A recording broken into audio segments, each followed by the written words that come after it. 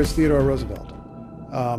In 1884, Theodore Roosevelt was frustrated about an election and wrote a letter saying the voice of the people might be the voice of God 51 times out of 100, but the other 49, it may be the voice of a devil or of a fool.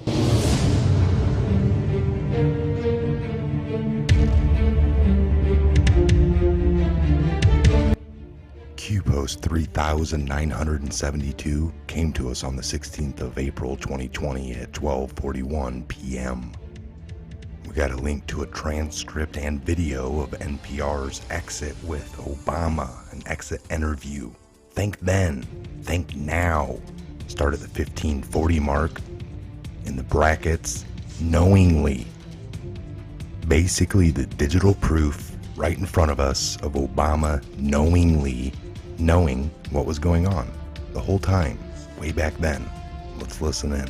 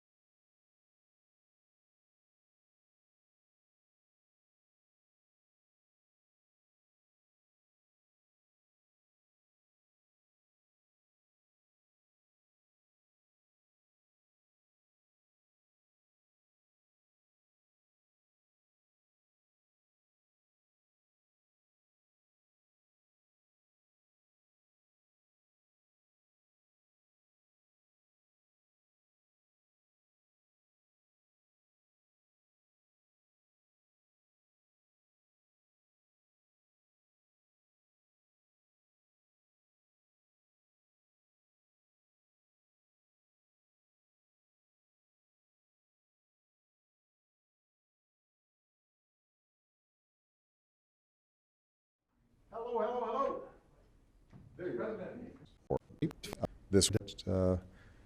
I'm also going to be thinking a lot about in my afterlife, my post-presidency. You talked about this with the comedian Trevor Noah the other day, and you said a number of things in a row. You observed that there had been contacts between members of Mr. Trump's staff and Russian officials. Right. You noted that Trump benefited from the hacks. Your spokesman, Josh Earnest, has gone on to say this week that it's obvious that Trump knew what was going on. To what extent are you suggesting some kind of cooperation between the president-elect and Russian officials here? Well, I'm not suggesting cooperation at all. Keep in mind that those statements were in the context of everyone now acting surprised by the CIA assessment that this was done purposely to improve Trump's chances. And my only point was that shouldn't be treated as a blockbuster because that was the worst kept secret in this town. Everybody understood that. It was reported on. Steve, if you go back and look at your stories, if you read any mainstream publication, you would see that if you have a hack of the DNC and a hack of Hillary Clinton's most senior advisor's emails, and those things are then released in drip, drip, drip fashion over the course of months, and that seem to generate consistently negative coverage, despite the fact that there's nothing in there that's particularly controversial, that it's mostly just, as I said, political gossip or routine emails between folks who are working in a campaign environment, then it's a pretty clear inference that people would draw and did draw that this was helping the Trump campaign and it was hurting the Hillary campaign. That doesn't mean that the Trump campaign was coordinating. It just means that they understood what everybody else understood, which was that this was not good for Hillary Clinton's campaign. And when you combine that with the fact that the president-elect has been very honest about his admiration for Putin and that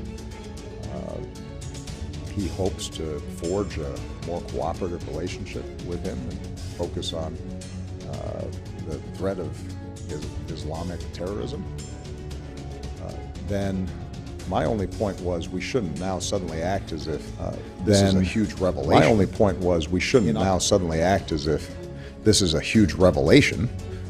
In October, we said, after being very careful about it, because we had no interest in appearing as if we were putting our thumbs on the scales, we did what was almost unprecedented, which was every intelligence agency in the federal government arrived at a consensus that the Russians had hacked the DNC, and the information that was now being released was as a consequence of a decision by Russian intelligence and Russian officials at the highest levels.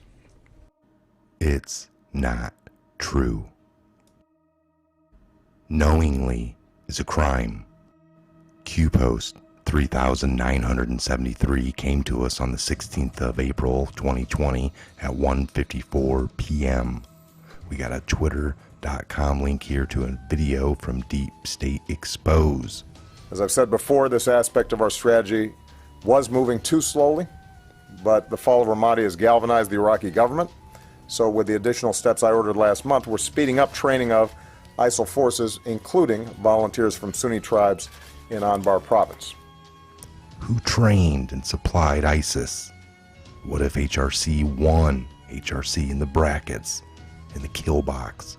Who destroyed ISIS? Knowledge is power. Q.